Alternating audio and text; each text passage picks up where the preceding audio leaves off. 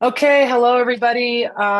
Remember, I do these videos for you first before I share them with the public, and I am very lucky that one of my good friends that I got to play pro ball with decided to join me, and I'm really excited to have her talk with you guys a little bit about herself as an athlete, about what she does now. I am I am always like really thankful to talk to my friends, but we put our professional hats on because I learn a lot too. So remember to invite your parents if they want to sit in and watch this. I'll send the link out to you guys. But without further ado, this is Eileen Canney Linnehan. She played at Northwestern. We got to play for the Chicago Bandits together, and I think did you play 6 years in the pro league? Because you were on New England before. I don't Yeah, know how only long. four. 4 years total. Okay. Well, I got the good stuff. I got the best of them then. Um, but we come together to play pro ball for 3 months out of the year, and you meet a lot of great people, but it's really rare that, it's over a decade later. And Leanie and I could not talk. Sorry, I call her Leanie sometimes because of her last name. We could not talk for a year or 2 years, and there's just special people you come across where it doesn't matter. And she was one of those people and teammates, and so I'm so thankful she has agreed to join us, share some of her awesome knowledge. Thank you guys for sending a few questions. It's really helpful. I'm going to show you just a really quick picture of her being a BA. She also just made the all quarter century team because she's awesome. She was a pitcher for Northwestern and like I said, an awesome teammate. So, Leanie, I'm going to let you share a little bit. Basically, what she does now is the title I came up with for her. She's like, yeah, that works, is a mental performance coach. She helps a lot of athletes, and really it's extended beyond that because a lot of people deal with things that are hard to work through and talk about, especially when it comes to something they've done their whole lives. So, Leanie, you want to talk a little bit about how you got into this and what you do now? Sure. Thanks for having me. Um, yeah, so basically, I was a pitcher, and I'm pretty tall. I'm 6 feet. So at 13, threw really, really hard, and I started overthrowing the ball. And then because of my people-pleasing tendencies, when I would make the error, I would feel guilty. And then I started to worry more about what people would think. And I'm also a very driven person and massive perfectionist. So then my brain started going into fight or flight. So basically, from 13 until 26, every time I would go to throw, my brain would turn off the nerve signals to my arm, and I couldn't feel my hand. My arm would just go numb. So at that point, especially because I was so young, people would just tell me, practice more, do these things, put in the work, do more, think about it more. And because I'm an overthinker, I just kept trying to problem solve why this wasn't working. And all knowing what I know now about it, all I was doing was feeding it and making it this bigger thing that I was hyper fixating on. Um, and so basically, so 13 until 26, I managed it. I had some really amazing basemen that could come and take the ball for me. I do think it made my rise ball better because I had to figure out when they bunted to me how I could get a double play, and essentially I had to just outrun the runner and toss the ball to first. But we just had to manage it. But it's interesting because Bully and I have been talking about her perspective of what I was going through versus what I was going through from my perspective, and I was thinking about it all the time, right? And you had no idea how much I was No. actually thinking about it or crying about it at home. And why me? Why is this happening? It doesn't make sense. I'm doing more. I'm doing what they're saying. I'm being positive. Um, Only positive thoughts. And it just kept getting worse, if anything. And so knowing what I know now about kind of everything, which we'll kind of get into in a little bit, um, it's just a fascinating thing. And I think it's pretty common and more common than people realize. Um, So anyway, Yeah. so that's kind of my personal experience with that. And then I've done a lot of coaching, and I started to find myself kind of gravitating towards more of the mental game. My undergrad is in psychology. So by mentoring people, I created this method very naturally by seeing what was working, and it started to get rid of the yips and mental blocks faster for people. And then that led me to doing what I'm doing. Um, First off, I didn't even know she was dealing with this since she was 13. Like that's the first time I heard that. And maybe you said it in your presentation 10 years ago, which we'll talk about that other time because I'm already on it because I was in Lincoln this past weekend. That's incredible. What I didn't mention is like she was also a part of the USA circuit, meaning like the USA national team. She was in that circuit for a couple years, meaning like she is being looked as one of the top pitchers in the country to go represent our country um, all over the world. And so even with, and we haven't said the word yet. Should we say the word? The yips. There you go.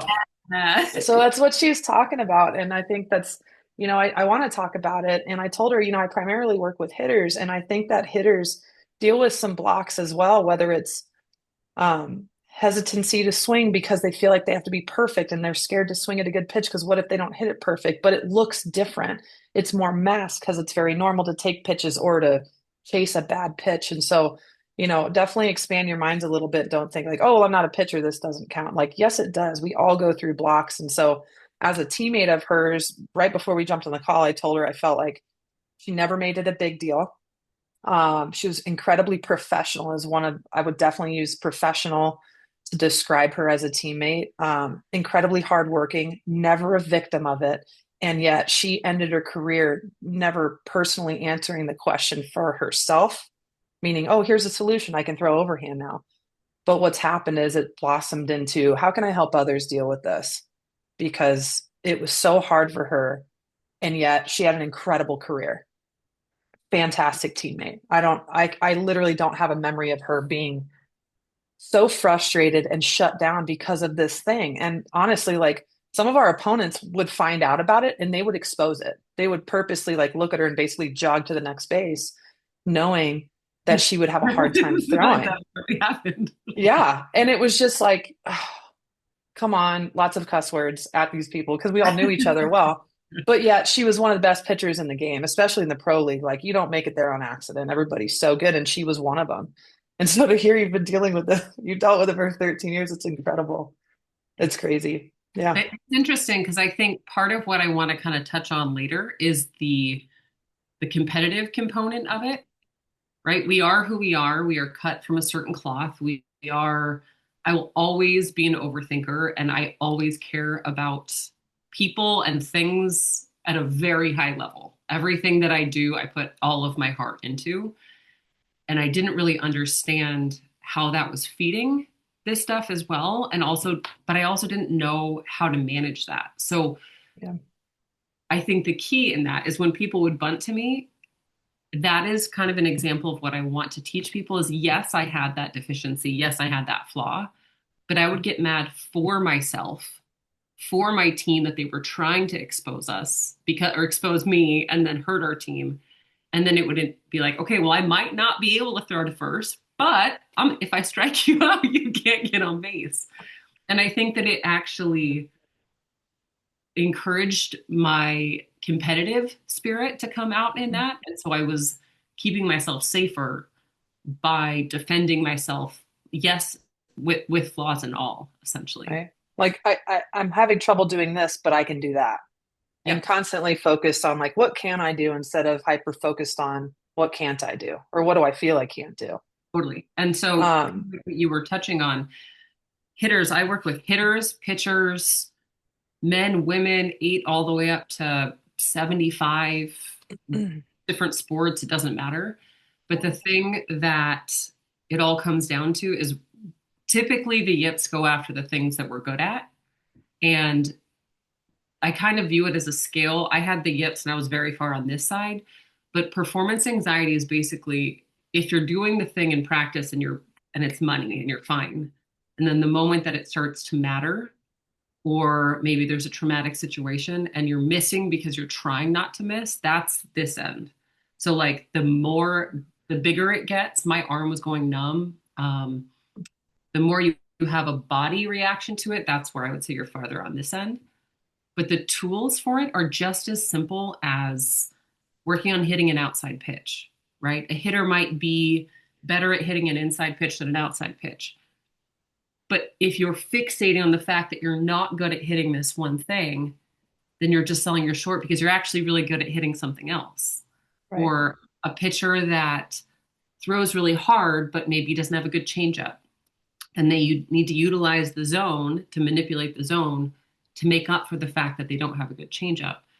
But I think because training has gotten so young, and especially when people are overthinkers, they sit there and they think about what they need to be better with. And parents will talk about, okay, well, you're not good at this. You need to work on this, work on this, work on this. And so, Yeah. yes, having a growth mindset and like, yes, we need to work on things, but we also need to celebrate what we're good at and not completely knock ourselves down. Yeah. Which I think is it's so easy. Even as a coach, like coaches are we're all so good at picking out the things that you did, that went wrong, whether it's at Mhm. practice or in games. And both of us were really lucky. We had fantastic staffs that we played for in college and even pro ball. I liked a lot of the coaches I had. Um, and I felt like one of their strengths was like celebrating the things we did well. And so personally, like I think I struggle with that a lot. Younger is celebrate the things you do well, celebrate your strengths, continue to work on them. And I just ran a high school camp for a team that made postseason. And I said, okay, like, what do you like to hit? And I try to say it like that instead of what are you good at hitting? What do you like to hit more, inside or outside? And it's just simple stuff like that. And it doesn't mean I can't hit the outside pitch, but I prefer to hit the inside pitch. And so just understanding yourself and understanding that, like, I just think very, very rarely are things black and white. Like you could get out to first base.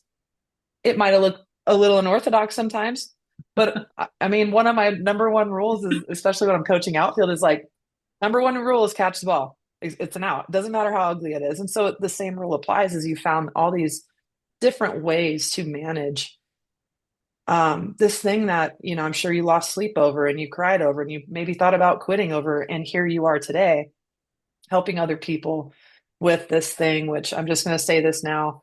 Any coach out there, any parent out there that thinks the yips don't exist, that's absolutely insane. It's really damaging. We don't have a ton of time on this call. Otherwise, I know Leanie would go off on it, but um, it's a really difficult thing for athletes to work through and for you as a parent or a coach or a teammate to not acknowledge it is going to do a lot of harm. And so I'm just saying that now because I couldn't help say it because I've had coaches tell me like, "Oh, that doesn't exist." And my immediate response is, "Oh, so you think MLB pitchers just give up millions of dollars because for fun?" Right? Like this just Yeah. I have hundreds of people that would tell you otherwise too. right, right. So I'm just gonna say that right now is Thank you. stop telling people that. Well, I have some questions. Do you want to jump into those, or do you want to go down a different road of something you like? You want to share? Um, I think I can kind of touch, we can answer the questions, go to the questions, Mhm. and I can answer and add in kind of, Perfect. yeah. Bob and weave. Hmm. Okay. By the way, you guys sent awesome questions. So, uh, you already hit on it a little bit, so I wanted to continue with it. Is how do you deal with that feeling of having to be perfect?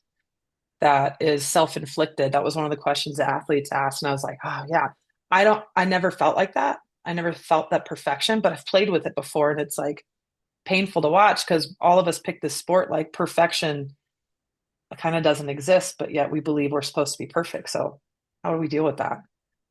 Yeah, I think you kind of just hit it head on. Perfection doesn't exist. And I think the sooner people recognize that, the sooner they realize that by trying to be perfect, it's actually making them worse.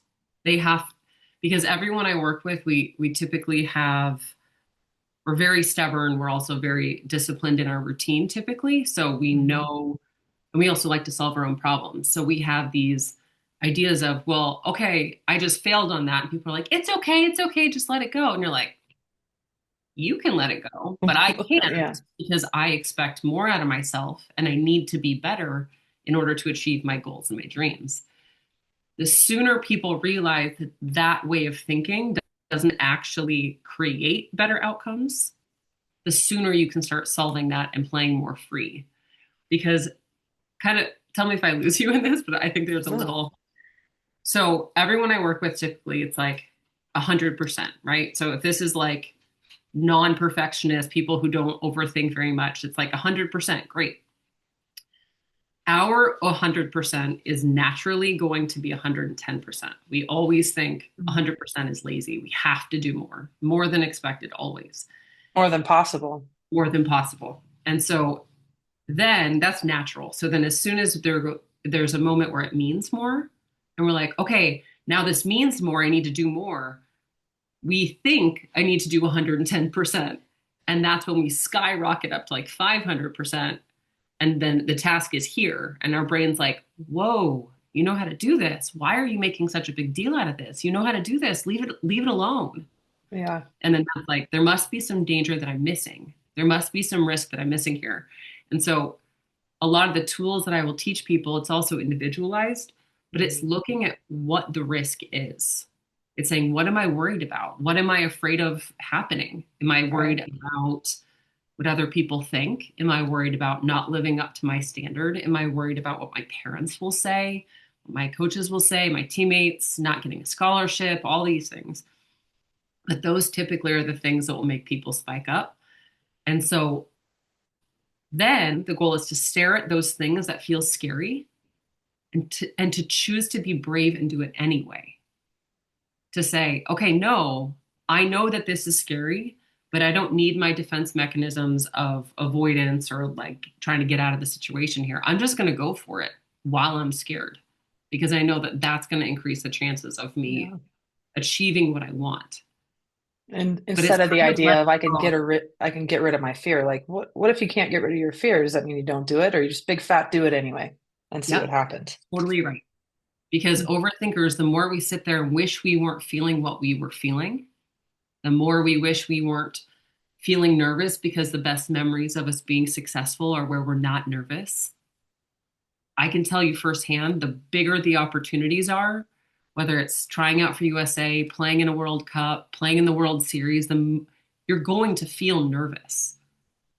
That's not weird. You have to No, choose that's to very be normal. you have to Yeah. be calm while you're nervous and choose to go do it anyway. Mm, yeah. Right? Like even right now, I'm like, oh, I hope it goes well. Yeah, cool. Yeah. I love Yeah. this feeling. It's Yeah. like because I care about helping more people, right? So Right.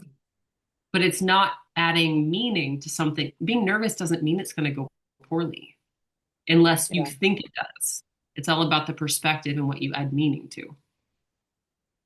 Yeah, there's been studies done where like when you watch people's heart rates, fear and excitement are very similar when it looks like what's happening in the brain. And it's like it's so true, like that energy level, that heart rate level, all those things look very similar, but the perspective shift of like, yeah, I'm nervous. Let's go see what happens versus like, yeah, I'm nervous.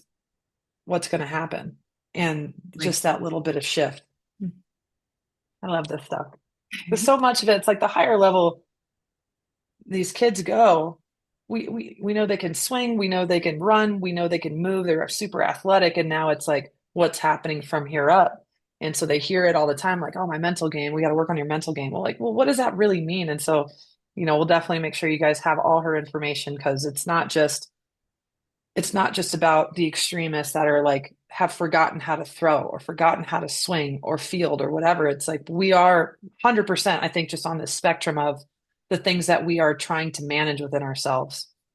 mhm. Um, you kind of led into another one of just like, what are those fears? Is it disappointing our parents? Like how do we deal with a tough parent that's negative or a coach that's negative around us? And maybe it's not generally negative specifically to like, okay, let's say I have the yips, but just in general, like how can kids manage that a little bit better? I think communication is key. Um, Being able to express what's happening in their head. A statement I hear all the time is, oh, you'd be really good if you weren't in your head so much. Stop being in your head. Just stop overthinking. Stop doing this.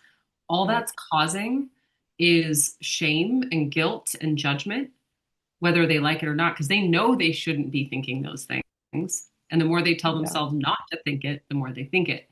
And so in that moment, it feels really alone.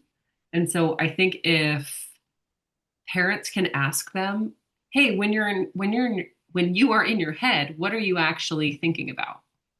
And like, what are being able to hear as a parent, because I have young kids, what are you actually worried about?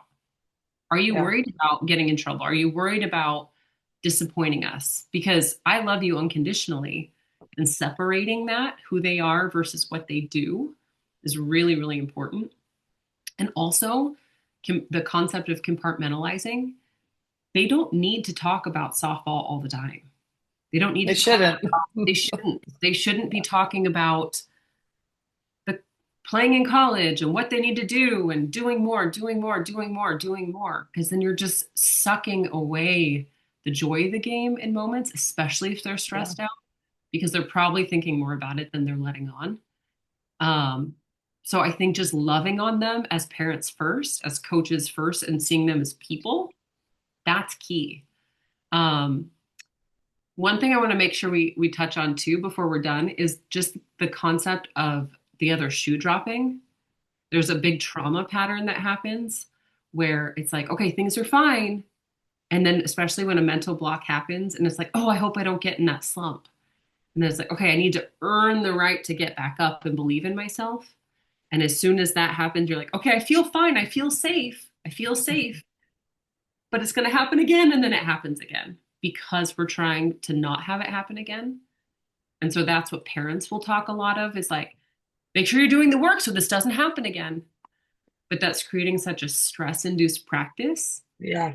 instead of empowering them in practice and be like, you're ready. Whether or not you get out, it doesn't mean you're getting in a slump, right? Bad Yeah. things are going to happen, errors happen, but not making it mean something different and meaning that more is going to come, right? It's teaching that Yeah. they are, if they can stay present and just kind of play the game more freely, then that tends to help more. Yeah.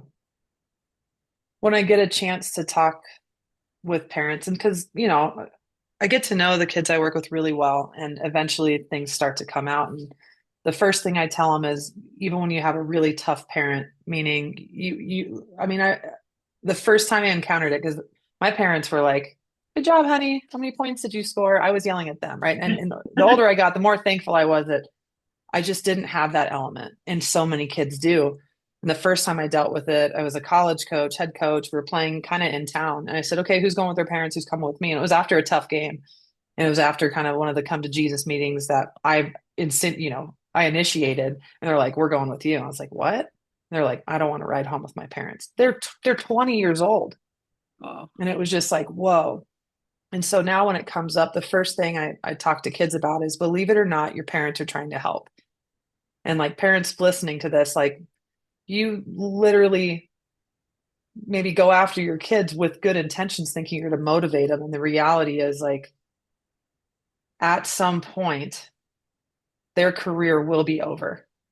And my number one question for parents is, what will your relationship be based off of when the sport is out of your lives? Because it can become so encompassing for the kid and the parent. And like, it's so impactful if that's the only thing. So to your point, like, they shouldn't talk about softball all the time. It's just, I don't know, it's too much. And um, with what you do, how often are parents an element of it developing? Sometimes, sometimes I think depending on kind of what their dynamic is initially, like prior to Mm, working with me, I will have sessions with parents where parents and players together, where I can kind of help them learn a dynamic because typically they get stuck in the routine of parents will say something, the kids get mad, and the parents are mad, the kids mad, and then it just keeps creating this repetitive loop. The goal in all of it, I couldn't agree with you more. At some point, the game stops. Before you said that, I was like, oh, that's exactly what I was thinking. The game's yeah, going to stop. And so it's the lessons that you learn. It's just a game. And yeah, especially for people that are pressing and trying to protect it so carefully. And also something I just thought of is parents are kind of handling their children in that way of like wanting to protect them in the same way that that kid is playing the game. They're trying to protect the game and keep it safe. But in reality, yeah, letting go and just playing the game is the best way to keep it safe because that's where your best yeah. flow comes.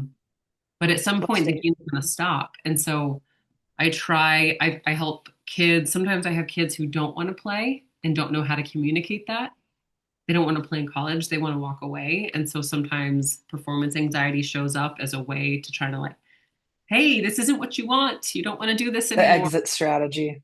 And it doesn't know, our brain is Yeah. very adaptive in trying to keep us safe. And so um, it's just kind of learning how to listen and really trying to like get to the root of that stuff. And still ultimately, I think the transition, as you know, probably from when you're done playing and you go into regular life, that can be really challenging for people. And so if you are teaching them to look at the skills and to be present and the life skills they're learning through the game, because it's a game, right? It's they're actually going to come out of the game in a better life scenario and a better life with better life skills to handle it.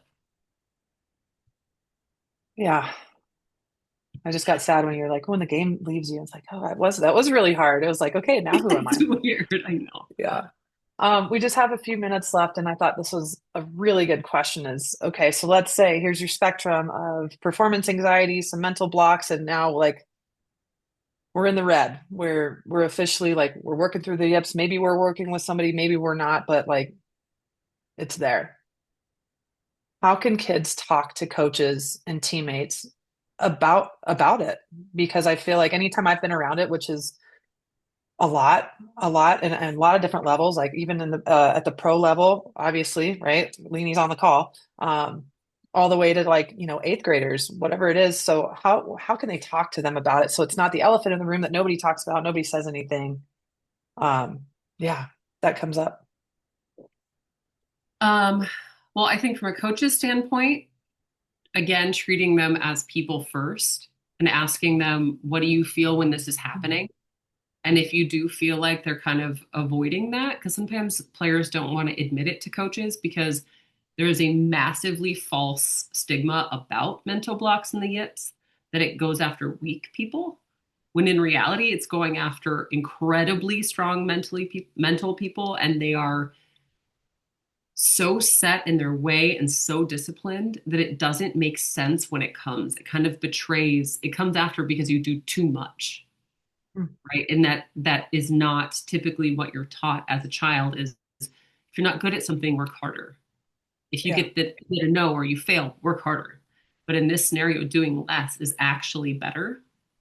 And so making a player feel as though their worth on the team is the most valuable thing, right? As who they are, not what they do, right? Because if someone, a yeah, lot of times players will kind of just get pushed off to the side, like, I don't really know what to do. I don't know what to talk to them about. I don't want to make it worse. People think talking to them makes it worse. In reality, it just makes the elephant bigger. yeah, And the sooner you're like, hey, this is not a big deal, just like not being good at hitting an outside pitch is not a big deal. I yeah, have some people that can work through this because I think for a long time it was this thing that no one could really solve. But I can tell you firsthand, people are getting over it left and right. Um, and it's not something to fear. Um, I also think just kind of throwing this out there, I can't get the yips anymore because the moment I hear the yips, I get so excited.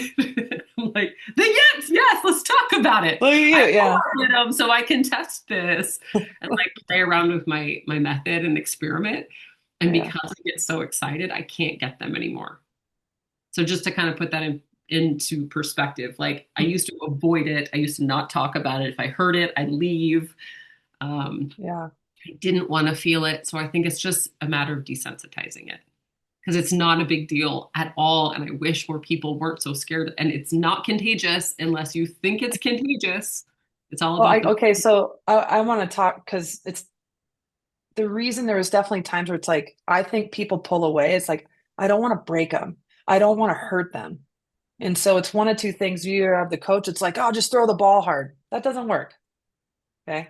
Mhm. Or they just pretend like it's not, hey, how are you? Everything becomes very surface level. It's like you're being so careful because you don't want to hurt this person that seems to be like, a damaged goods, and they're not. And so that initial feeling is, I don't know that it's like, oh, it's contagious. It's like, I don't know what to say, so I'm not going to say anything at all, which everybody wants to be valued, included, seen, Hmm. even if they're dealing with crap, right? It's no different than if a kid like comes to practice and they're injured and they can't participate, but you don't just like sit them in the corner and never look at them again. Yep. So but I do think that coaches and teammates struggle to have conversation about it. And so, if I'm that athlete that has it, I feel like maybe I initiate the conversation. I ask my coach, like, hey, can I talk to the team after practice? Can I have a second?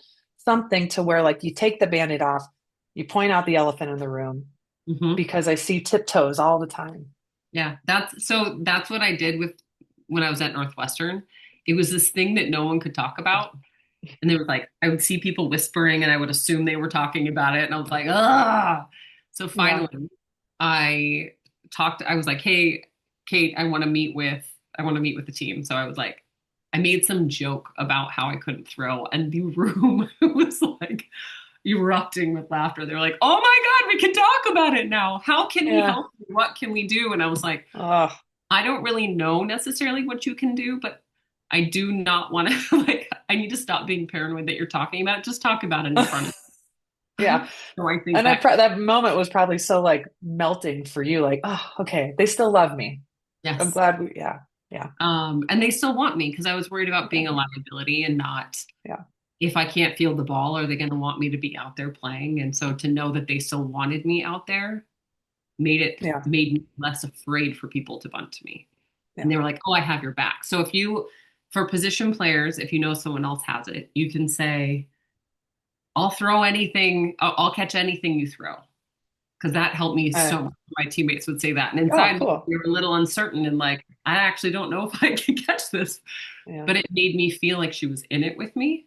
My best friend Mhm. Garland, that's Yeah, what she told me. And she's like, I'm not sure, but throw it at me, I'll catch it. yeah, yeah, Catchers to pitchers, you can say if your pitcher is walking a lot of people, you can say, I'll catch anything you throw. Don't worry about throwing it past me. I dare you to throw it past me, and kind of connect with them in that. And as and coaches, really supportive. yeah. And as Yeah, coaches, you just say, just throw it. I don't care if you yeah. overthrow it 100 times. Just go for it. I'm with you in this. It's all about the connection, I think, is the best thing I can recommend. Well, we're gonna get kicked off here, and I could talk about this for a lot longer, but I want to thank you, and I want you to, if you can, we might get kicked off in a second, but put in your information. If not, I will send it out and I will put it into the YouTube video. But I love what you do. Thank you for doing it. Thank you for doing this talk with me. I think it's so valuable. You're awesome. Thank you. Thank you. Nice to see Yeah. you.